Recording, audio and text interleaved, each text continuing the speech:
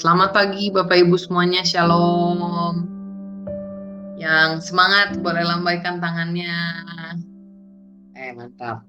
Hari ini kita akan sama-sama merenungkan firman Tuhan yang terambil dari perenungan kita ya sepanjang bulan ini, yaitu mengenai bagaimana kalau kita ingin berbuah dalam Tuhan, kita itu harus tinggal di dalam Dia. Nah, ini ayat saya ambil dari Yohanes 15 ayat yang kelima. Kita akan baca bersama-sama ya, meskipun di mute, tapi biarkan untuk kita membaca, kita mendengar, dan firman ini menjadi kekuatan buat kita. Kita akan baca Yohanes 15 ayat 5, 1, 2, 3. Akulah pokok anggur dan kamulah ranting-rantingnya. Barang siapa tinggal di dalam aku dan aku di dalam dia, ia berbuah banyak.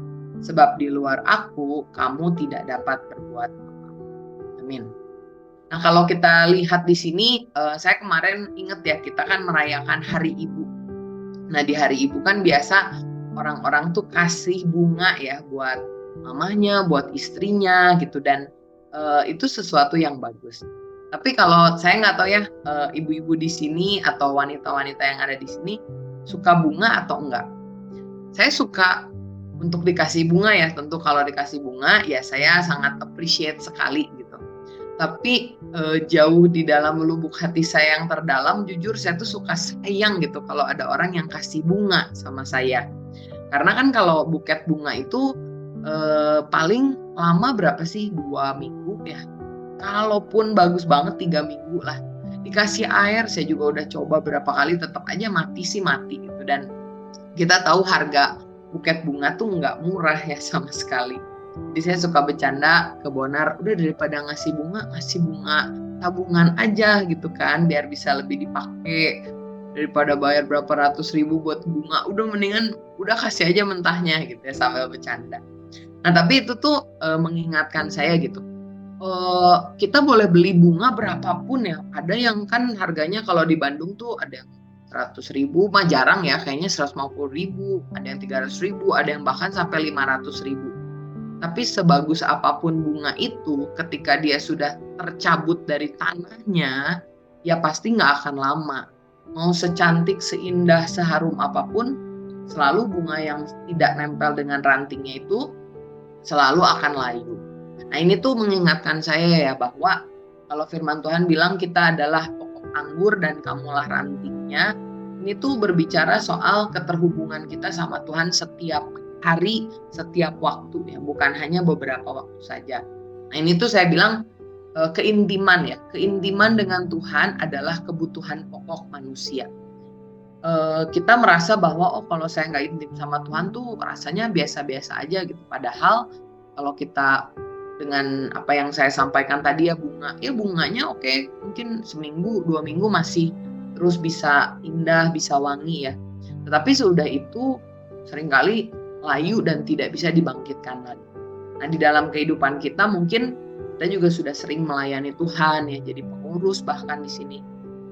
Kelihatannya kita memberkati orang gitu, kelihatannya kita membawa dampak buat kehidupan mereka. Tapi sekali lagi, kalau kitanya yang tidak terkoneksi dengan sang pokok anggur yaitu Tuhan, kita tuh akan mati sendiri gitu. Kita akan capek, kita akan ngerasa bahkan udah nggak excited lagi ya, atau bahkan ketemu orang pun males gitu.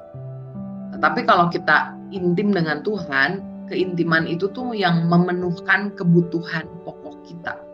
Jadi manusia itu bukan cuma butuh makan ya, tapi manusia juga kan butuh diperhatikan, butuh ada yang mendengarkan. Dan jujur seringkali ketika ada di gereja, apalagi kalau udah pelayan ya, pengurus Tuhan, pengurus gereja, kadang tuh kita yang nanya ke orang lain apa kabar, tapi orang lain belum tentu nanya kita balik apa kabar ya.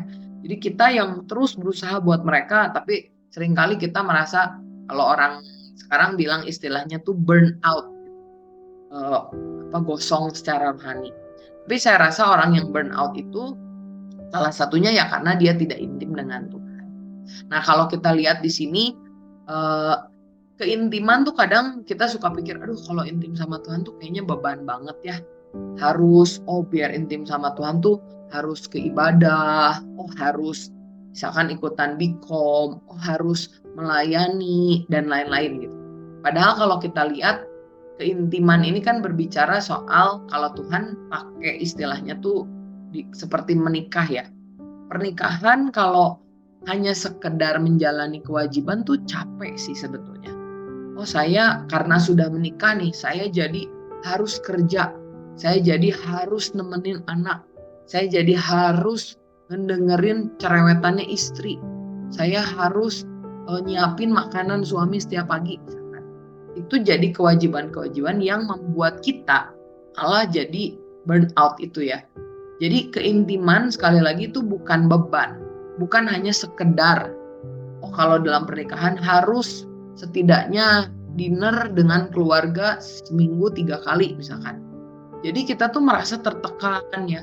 Atau misalkan untung rugi, kita pikir kalau suami kita masih menghasilkan, oke lah saya mau sama dia. Tapi kalau suaminya udah nggak menghasilkan, udah saya tinggalin aja. Atau misalkan kalau istri saya nggak cerewet, saya mau sama dia. Tapi kalau udah cerewet, udah nggak usah. Atau mungkin ada nggak yang menikah untuk show off ya? Jadi ya udahlah, dikuat-kuatin aja lah, karena nanti kalau misalkan divorce atau pisah rumah itu tuh nanti apa kata orang gitu kan. Jadi udah biarin ribut aja di dalam. Yang penting orang lain tuh pikir kita tuh baik-baik aja. Itu tuh nggak seperti itu. Jadi keintiman di dalam pernikahan itu bukan beban. Dan keintiman dengan Tuhan itu seharusnya juga tidak menjadi beban. Sehingga kita ketika pergi ke gereja bukan karena kewajiban. Ketika harus sering ketemu, misalkan di Bikom, bukan karena harus gitu. Tapi karena kita mau. Untung rugi bukan berarti kita bilang kalau Tuhan berkati saya mau ikut, kalau Tuhan nggak berkati saya nggak mau ikut. Nggak seperti itu ya. Tetapi keintiman yang sesungguhnya itu adalah satu kenikmatan buat. Nah, Blaise Pascal pernah bilang ada sebuah lubang kosong di dalam hati kita, di dalam hati setiap orang yang tidak dapat dipenuhi oleh apapun kecuali oleh Tuhan Yesus Kristus. Jadi kalau di dalam hati kita ini tidak terpenuhkan oleh keintiman dengan Tuhan, selalu ya hati kita tuh merasa kenapa ya orang tuh gak ada yang peduli sama kita, kenapa kita tuh rasanya sendirian, kenapa kita tuh kayaknya capek gitu ya. Tapi kalau ada keintiman dengan Tuhan, orang boleh ngomongin kita, orang boleh bilang jahat sama kita boleh capek seperti apa ya, misalkan dalam pelayanan, memperhatikan orang. Tapi kalau kita intim dengan Tuhan, lubang di dalam hati kita itu tuh terpenuhi gitu. Nah, di dalam firman Tuhan ada orang yang lubang hatinya itu kosong terus. Nah, ini adalah seorang wanita Samaria yang Tuhan Yesus temui. Kan Bapak Ibu tahu ya, wanita Samaria ini ditemui Tuhan Yesus di sebuah sumur. Dia lagi nimba air. Cerita itu tuh sangat signifikan gitu. Di mana Yesus ketemu dengan wanita itu tuh sangat signifikan karena itu tuh menunjukkan si wanita ini tuh mencari sesuatu untuk mengisi dia, ya diibaratkan dengan air. Makanya Yesus waktu ngomong sama dia, Yesus bilang, aku air hidup. Kalau kamu punya air yang aku beri, kamu tuh hidupnya akan memancar air kehidupan. Artinya tuh dari dalam dirimu itu tuh akan membual ya, jadi sampai melebar sampai keluar airnya, dan artinya hidupnya tuh nggak akan kosong. Nah, yang menarik, si wanita Samaria ini tuh tahu loh tentang Tuhan, karena waktu ngobrol sama Yesus, wanita ini tuh bilang gitu bahwa saya tahu nih tempat menyembah Tuhan itu ya di atas gunung. Dia bilang nenek moyang kami menyembah di atas gunung, tetapi kamu katakan bahwa Yerusalemlah tempat orang menyembah. Jadi orang ini tuh tahu gitu, ada tradisi, ada kebiasaan orang menyembah di gunung. Tapi kalau orang kalian kan ini orang Samaria ya, orang Samaria nyembahnya di gunung. Kalau orang Israel nyembahnya di Yerusalem. Tapi Yesus bilang gini, kamu menyembah apa yang tidak kamu kenal, tapi kami menyembah apa yang kami kenal. Nah, ini berbicara soal keintiman ya, itu bukan sekedar kita menyembah di satu tempat. Misalkan kita menyembah Tuhan di gereja doang, atau kita menyembah Tuhan waktu doa pagi ini doang. Nggak seperti itu sebetulnya. Karena keintiman itu bukan hanya berbicara soal pergi ke sana, pergi ke sini, melakukan ini, melakukan itu. Tetapi keintiman itu berbicara soal constant connection kita dengan Tuhan.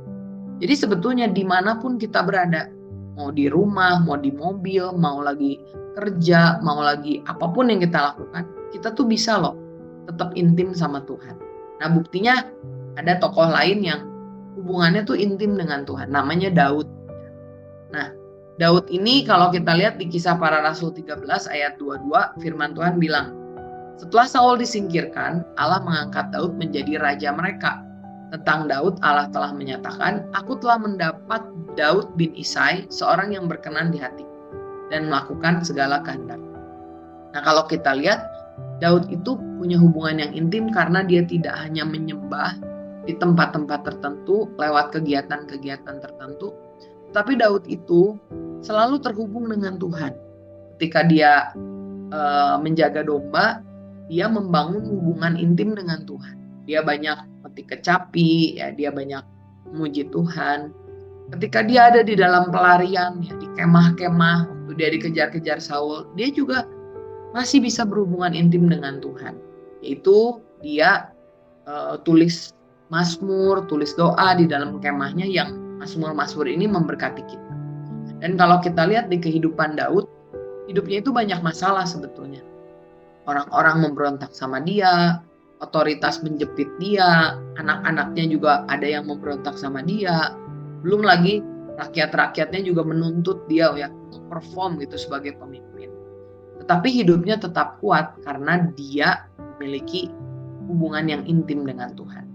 Nah, saya lihat di dalam kehidupan Daud ya, kenapa sih dia bisa selalu intim dengan Tuhan? Saya ambil ayat di dalam Mazmur 63. Yang saya bahas ini hanya beberapa ayat di sini, nanti Bapak Ibu boleh baca lagi ya, Mazmur 63 itu isinya tentang apa. Nah, ini tuh Daud tulis ya, sekali lagi bukan di dalam bait suci, bukan lagi doa bersama, enggak. Daud ini menulis Mazmur 63, judulnya adalah Kerinduan kepada Allah. Dan Daud ini tulis waktu dia ada di padang gurun Yehuda lagi dikejar-kejar. Tetapi di dalam permasalahan sekalipun, dia tetap bisa intim dengan Tuhan. Kenapa? Karena ada 3 hal yang saya lihat. Yang pertama, Daud itu mengetahui siapa Allah bagi dirinya. Nah, Mazmur 63 ayat 1 bilang, ya Allah, engkaulah Allahku. Nah, ini tuh penting ya buat kita semua. Mungkin kita udah tahu nih, Yesus. Kita udah bahkan sempat khotbah soal Yesus. Tetapi untuk bisa berhubungan intim dengan Tuhan, kita itu harus tahu bagi kita, Yesus, Tuhan itu siapa sih dalam hidup kita? Apakah Yesus ini kita cuma lihat sebagai sumber berkat, ya sehingga waktu kita nggak dapat berkat, ya kita nggak doa sama Tuhan. Apakah Yesus ini sebagai hakim yang agung tok gitu ya, sehingga kita ketika menghampiri Tuhan, ketika kita merasa nggak berdosa, ya udah kita berani menghampiri Tuhan. Tapi ketika kita berdosa, ya kita bilang ada yang salah nih dalam hidup saya. Mau ketemu Tuhan tuh takut gitu, karena kita melihat Yesus sebagai hakim yang agung, yang jauh gitu. Apakah kita melihat Yesus itu sebagai Bapa? Nah memang kan di dalam firman Tuhan, Yesus itu atau Allah itu kan kita lihat punya apa ya, perlambangan yang berbeda-beda ya. Tetapi buat kita tuh yang penting sekali, kita tuh tahu Yesus, Allah, Roh Kudus itu buat kita tuh siapa sih? Apakah yang sesuatu yang bisa memperhatikan kita, ataukah sesuatu yang tidak peduli sama kita? Nah kalau Daud tuh bilang di dalam Mazmur 63 ya, ya Allah, engkaulah Allahku, aku mencari engkau. Jiwaku haus kepadamu, tubuhku rindu kepadamu, seperti tanah yang kering dan tandus tidak berair. Nah, kalau kita lihat di sini, Daud itu tahu bahwa di dalam kekeringan, di dalam ketandusan hidupnya, di gurun, kalau kita bisa bilang, dia itu mencari Tuhan seperti mencari air. Nah, kalau kita tahu siapa Tuhan dalam hidup kita, ketika kita membangun hubungan intim dengan dia, kita bisa ya, tahu gitu. Dalam waktu kita berdoa, kita tahu kerapnya kita sama Tuhan tuh bisa seperti apa. Kalau Tuhan Yesus mengajarkan dalam doa kita ya, Bapa kami yang di sorga, kita juga suka doakan setiap kali. berarti artinya Tuhan ingin kita melihat dia sebagai Bapa untuk bisa berhubungan intim. Bapa dan anak itu hubungannya spesial ya. Anak bisa salah, tapi Bapa bisa terus mengasihi anak. Nah, jadi Daud mengetahui siapa Allah bagi diri. Yang kedua, dalam berhubungan yang intim dengan Tuhan, Daud melihat pribadinya Allah. Dia bukan melihat berkatnya Tuhan doang. Karena itu di dalam firman Tuhan, Mazmur 63 ayat 2, firman Tuhan bilang ini kata Daud. Demikianlah aku memandang kepadamu di tempat kudusmu sambil melihat kekuatanmu dan kemuliaan. Artinya kalau kita mau punya hubungan intim dengan Tuhan, lihat pribadinya Tuhan. Jangan lihat berkatnya Tuhan doang gitu. Karena ketika kita hanya lihat berkat Tuhan, waktu kita rasa berkat Tuhan tidak tercurah dalam hidup kita, kita jadi males intim sama Tuhan. Tapi ketika kita melihat pribadinya Allah yang kudus, kekuatannya, kemuliaannya, kita bisa percaya kepada Tuhan, dan di dalam hidup kita pun kita bisa intim dengan Tuhan. Jadi jangan, kalau ada Bapak Ibu yang punya masalah hari ini, mari kita tetap jaga hubungan intim dengan Tuhan, bukan karena kalau nggak ada berkat jadi kita nggak intim, tapi kalau ada berkat kita intim, tetapi kita lihat pribadi Tuhan ya, yang kuat, yang mulia, dan di dalam segala situasi pun mari kita intim dengan Tuhan. Yang ketiga, yang terakhir, orang yang intim adalah orang yang merindukan kehadiran Allah. Nah, kehadiran Allah ini penting ya untuk kita prioritaskan. Mazmur 63 ayat 6 firman Tuhan berkata, ini Daud bilang, apabila aku ingat kepadamu di tempat tidurku, merenungkan engkau sepanjang kawal malam. Nah, Bapak Ibu di sini kalau malam-malam mikirinnya apa? Sebelum kamu tidur, mikirinnya apa? Apakah ketakutan akan hari esok, jadwal yang padat besok, atau takut apa gitu? Ataukah kita merindukan kehadiran Tuhan? Kalau kita malam-malam ya waktu merenungkan tentang Tuhan, merindukan kehadiran Tuhan, itu yang membuat kita bisa jadi intim dengan Tuhan. Di dalam segala sesuatu ya, saya suka doa gitu sama Tuhan, Tuhan tunjukin dong dirimu di dalam kehidupan saya. Mau saya lagi di gereja, mau enggak, di perjalanan, dimanapun. Dan Tuhan tuh selalu menunjukkan dirinya ya, dengan cara-cara yang unik. Saya kasih contoh yang baru banget terjadi. Kemarin saya ke Papua untuk pelayanan, bantuin Departemen Pemuda Anak. Jadi waktu datang, ketemu sama pendeta di situ. Terus dia bilang, oh kalau ke Papua tuh harus beli kornet. Gitu. Saya bilang, aduh mau juga ya cobain kornet, katanya kornetnya enak.